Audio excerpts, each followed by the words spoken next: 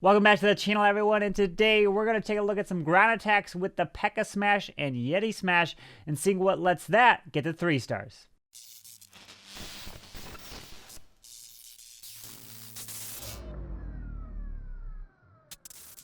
Alright, so I'm going to jump into some Pekka Smash attacks. We're going to break down why some either failed or why some worked and kind of break it down to help you guys get those 3s. So this first base is going to be Trevor attacking, and we're taking a look. He's coming in with the Yeti Smash. He's got 8 Yetis. Sometimes when you're doing this, he has 2 jumps. And why am I calling it a Yeti Smash and not like a Pekka Smash? Well, sometimes, obviously, well, you can tell because it's Yetis, but he also has a Siege Barracks. I really like to call attacks a smash when it has the stone slammer coming at his back end, and this looks like he doesn't have that in this case, and usually you have like a haste and a freeze. But what you usually want to do is you want to use a warden to help set a funnel somewhere. But let's see, so he's going to be coming in, but also he doesn't have a hero, right? So which is going to hurt a lot. He doesn't have his king.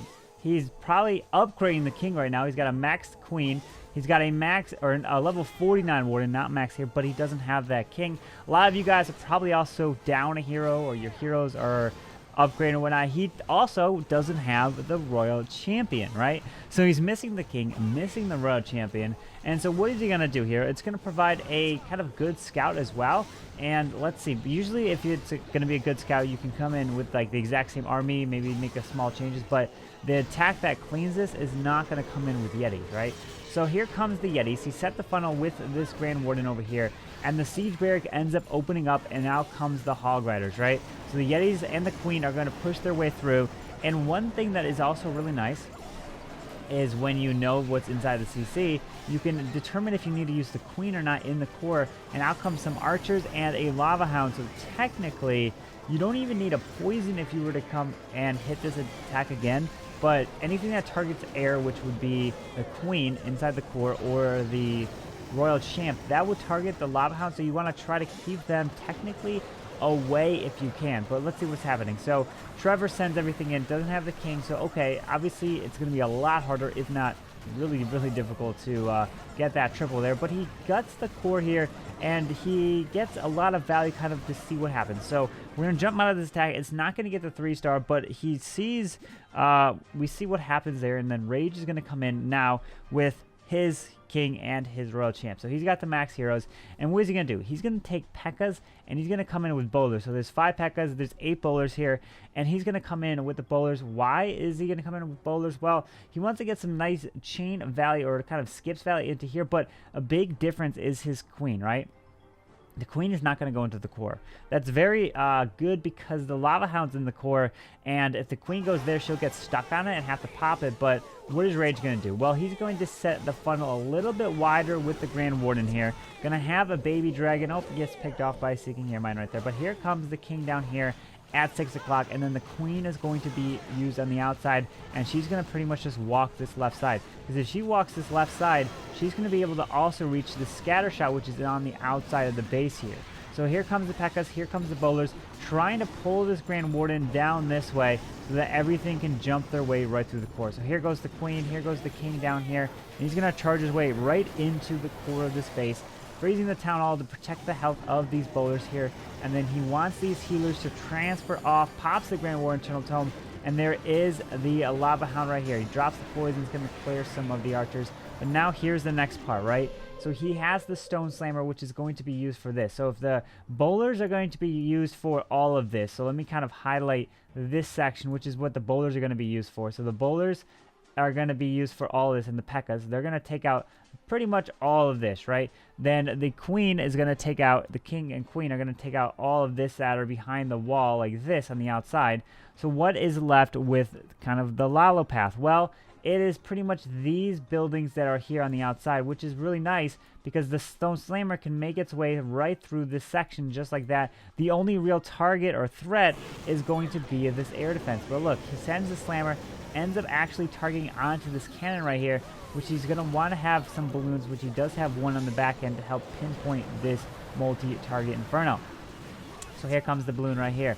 So he's going to push his way through, and you can see the bowlers and everything got a ton of value while the Queen took out all the stuff on the outside on the left. The bowlers and the Pekkas gutted the core. And you don't need to send the queen in if you know it's going to be a Lava Hound defending Clan Castle. Obviously, you don't know most of the time. If you're hitting it fresh, you obviously never know. But if you know there's a Lava Hound, you have the potential of using your queen outside the base, and you don't have to send the queen inside if you can get a bunch of boulders to kind of help skip over inside the core there. And then Rage ends up helping get this 3-star, and there's that final army camp right there, and swags that last haste spell. Really nice hit here, cleaning up. I know Trevor's hit didn't have the king or the world champion, but still, this was a nice adjustment of what Trevor did. This next attack is going to be big here, coming in with kind of that Yeti Quake attack.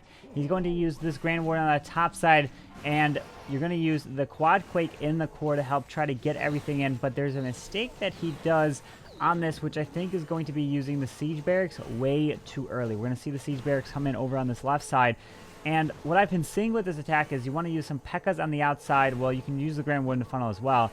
But you want to drop this Siege Barracks a little bit later so that the Hogs come out delayed. Because right now, the Siege Barracks is getting hit by this Archer Tower, which is also helping take down the health, which it's going to pop faster, which you try not to do.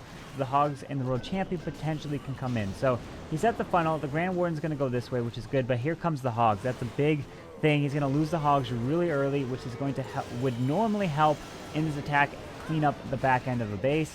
But unfortunately, they just get completely wiped here. So he's going to come in with the Yetis through this jump. They're going to get access to this. And the one thing he's not going to get access to is this Town Hall.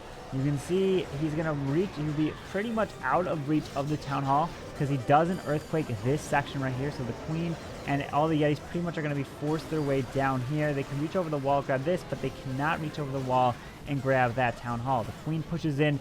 There's also that Lava Hound, which does pop, so the Queen has to take care of it. And now the Yetis are just going to push their way to the bottom side down here, and they're not going to make their way to this Town Hall, which is a big problem. So we go on ×4 here. He does end up actually getting through that wall.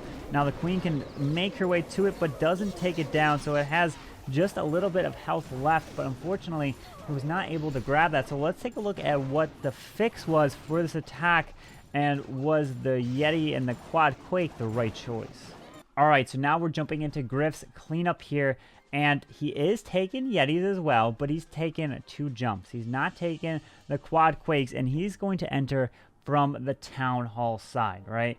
So he's going to enter with the Grand Warden down here. He's going to help set this funnel, and he's going to charge his way right into the Town Hall to help make sure he takes that down. But a difference is he's not using the Siege Barracks. So this is kind of going to be a Yeti Smash, not the Yeti Quake stuff where you're going to have Hogs come out of that Siege Barracks. He's going to have the Stone Slammer come in. He's going to have a Freeze and a Haste spell for that Stone Slammer portion as it flies around the base. So he's going to use the Grand Warden. He's setting the funnel, using additional troops down here to get the funnel so the Grand Warden does kind of step up this way instead of around, and that would be bad because it would be harder to pull him towards the Town Hall. So now the Grand Warden's going to make his way through here. King's going to run here to this Archer Tower.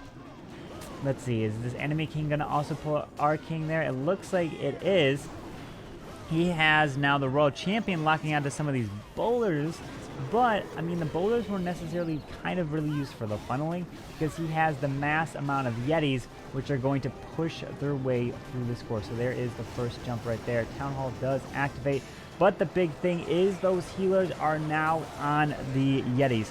Once you get those healers to transfer off, that is huge. You want to have those healers onto your Yetis. You don't want it onto your heroes as you're pushing your way through. The Queen does end up actually popping the Hound in this case, and he's just making his way through. So now the jump is going to give him access to this, going to give him access to the back end. He's going to be able to grab all of this here, and here comes the Royal Champion. Still has yet to drop this Stone Slammer. So now that can come on the outside of this base where the Queen and the Yetis cannot reach here. So he's going to get a ton of value from the Yetis on the top side. Now they're jumping. They're actually making their way over to this multi and getting even more value here. Pulls a Seeking Air Mine, but that's not going to be too big of a deal as he's going to fly his way around. And this is the attack that I really like. I feel like it's easier to control rather than using that Siege Barracks, and you don't know the timing of when Hogs are going to come out or when the I don't know. I still prefer it would be either a Yeti Smash or Pekka Smash, where you have that Stone Slammer on the back end to help clean up the defenses, because you can also send the Stone Slammer on a different side of the base if you feel like that's a better value, which in many cases might be the case, but here has the freeze, has the haste. He's going to drop it. Really nice job, Griff, on this cleanup of the attack, charging into the Town Hall rather than from the opposite side, because in the previous attack didn't get him access to that Town Hall section with the Quad Quake, which was a big thing. So you want the spells, either the jump or the Quad Quake, to give you access to the remaining portion of the base on the back end as you charge through. All right, let's take a look at this fresh attack here. This is with the Pekka Smash. This is one of the attacks which I do like to see because it's a lot easier to control, and it's something that I can predict a lot easier than the Siege Barracks here. But when he's going to come in with a Pekka Smash, what do you want to do? If you can do a little bit of Warden Walk, you're going to want to focus on the Inferno Towers. There are Inferno Towers here. If you're going to drop the Grand Warden right here, he's going to have to fight through this Grand Warden, a couple of the defenses, plus he might pull out the Clan Castle. You don't want to do that. So let's check the other side. If he drops the Warden here, he could charge his way in. There's quite a bit of defenses here. So he's going to have to find a way maybe to funnel this way, funnel that way, so that he can then let this Grand Warden get a ton of value. Let's see what Loch Ness does here. So the Town Hall is on the outside, so where is this Warden going to get dropped? So it looks like the Grand Warden comes down here. Oh, look at that. Pulls a Seeking Air Mine, drops that Test Coco Loon. Perfect job right there. Drops a Baby Dragon to help set this funnel, because he's going to try to get this Warden to target inside of this base quick. So there's the Baby Dragon, moves over, should take out the Archer Tower. It does. And now the Grand Warden can help move his way into this multi-target Inferno, because he has no way of pulling out that Clan Castle, so he's pretty safe on the outside, especially with the Rage right there. He can reach over the wall, grab all this. He can grab what, that Wizard Tower, the multi-bomb tower. So much value just by a small little charge like this. So look at this. So now the Grand Warden's going to take out the bomb tower, and now he's not dropping the Pekkas until this multi-target Inferno drops. If he were to drop the Pekkas right now, the Grand Warden would stop hitting this Inferno and he would follow the Pekkas, which is not ideal. You do not want that to happen. So he's got to wait until this Inferno Tower does go down, or at least it's one shot away from going down. Then the Pekkas will get dropped. Here comes the job. Here comes the Pekkas. Grand Warden will then transfer off what he was doing into helping support now, the support role. Here comes the bowlers charging his way right through the backside of this base, and then he's going to pop the Grand Warden Eternal Tome early, right? He's not going to save it for over the Town Hall because it's on the edge. He wants to use it for the whole core, get a lot of value out of it, get tons of skip value, get through the scatter shots, get through the expos, and get through all the damage inside the core. So he still has the Royal Champion, which is level 14, and the Stone Slammer to use as well. So here comes the bowlers charging their way through, getting a ton of value. Royal Champion all by herself on this side of the base here. He's got the King up top, and here comes the Stone Slammer down south to move its way into this scatter shot. The Royal Champ's going to pop her ability and should be able to get close to one-shotting, not the cannon there, but now out comes the balloons, drops that freeze, and then he's going to be able to haste them around as well once he feels like it's the best spot. So he's moving his way through. There is that Wiz Tower, drops the haste, and there it is. Beautiful job. Doesn't even have the maxed out bowlers at level 5, but with this Pekka Smash, got it done. Beautiful job. So we saw several different attacks here today using that back end Stone Slammer, which I think is really strong. I mean, that Siege Barracks with the Yeti Quake is also a really strong attack, but I feel, for me, the Pekka Smash or some Smash where you use the Stone Slammer on the back end is a safer call right now for me. But I mean, if you're hitting a base fresh and you feel like you can open up the base with the Quad Quake, you can get access to the Town Hall, and you at least will have that safe 2-star locked up. The Yeti Smash or that Pekka with the Quad Quake with the Siege Barracks is definitely a really good choice for you guys to give it a shot, give it a try. There's tons of videos now on it for you guys to check out, but hopefully this helps you with those Pekka Smash attacks that you guys try out, and definitely something I will be using more at Town Hall 13 because Lalo is so difficult. But with that, it's going to be ending the video. I hope you guys did enjoy it, and I hope you guys did have a happy holidays as well, since it is just after Christmas now, and I hope you guys enjoyed it with family and friends and loved ones.